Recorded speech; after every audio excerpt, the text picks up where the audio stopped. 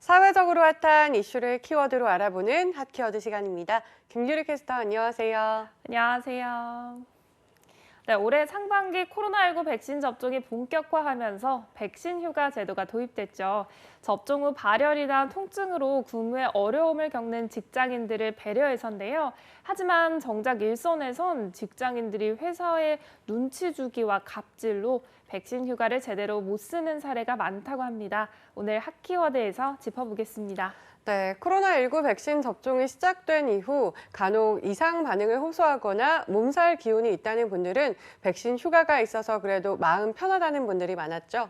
네, 맞습니다. 정부가 지난 4월 백신 휴가 활성화 방안 시행에 들어간 이후 많은 기업이 도입을 했습니다. 접종 다음 날 몸에 이상이 느껴지면 하루 더 쉬도록 한 건데요.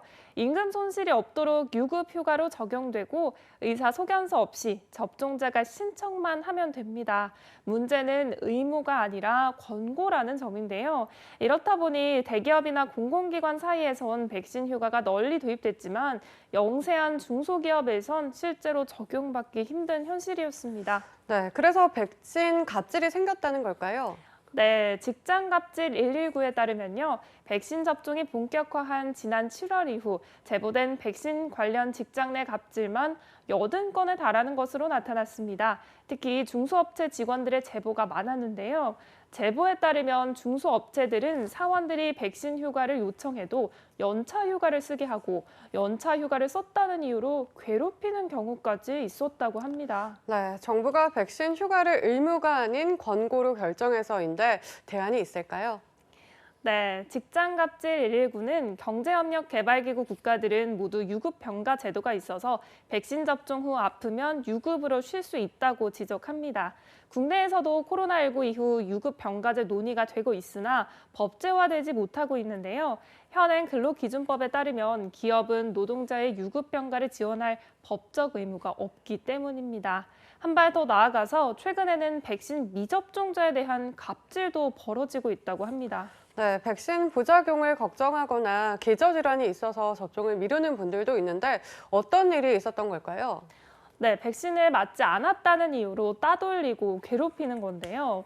백신 부작용을 심하게 겪어서 접종하지 못하고 있다는 한 제보자는 백신을 맞지 않았다는 이유로 상사의 비난을 고스란히 받아야 했고 투명인간 취급을 받았다고 하소연했습니다. 또 백신을 맞지 않았다는 이유로 회사에서 백신을 맞지 않아서 코로나 감염이 발생하면 손해배상을 청구할 수 있다는 경고를 받았다는 직장인도 있었습니다. 네, 이런 백신 미접종에 대한 차별, 부당한 걸 알면서도 속으로 참는 직장인들이 참 많을 것 같은데요. 어떻게 대처를 해야 좋을까요?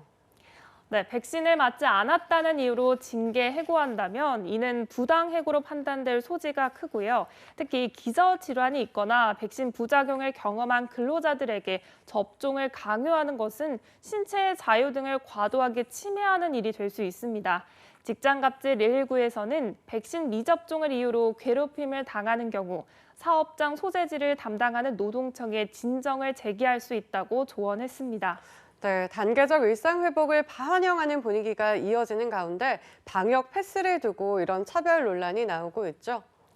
네, 방역 패스가 필요한 곳은 유흥시설과 노래방, 목욕탕, 카지노 등 13만 개 다중이용시설입니다. 이런 곳에 가려면 백신 접종 증명서나 PCR 음성 확인서, 또 예외 확인서가 있어야 하는 건데요. 의료기관과 요양시설 면회에도 방역 패스가 필수입니다. 그렇다 보니까 백신 접종을 고의로 피하는 것이 아니라 선천적 기저질환 등으로 못 맞는 것인데 특정 다중이용시설 출입이 제한되는 것은 물론 백신 접종 완료자 우대 등 사회 곳곳에서 역차별 벽에 부딪히고 있다는 지적도 나오고 있습니다. 네, 접종 완료자 추가 접종도 본격화하는 만큼 지금이라도 정부가 백신 유급 휴가를 둘러싼 차별이 이뤄지지 않도록 제도 보완을 해야 한다는 생각이 드는데요. 더불어 백신 미접종자에 대한 차별이 이뤄지지 않도록 세심한 배려도 필요해 보입니다. 자, 지금까지 핫키워드 김규리 캐스터였습니다. 고맙습니다.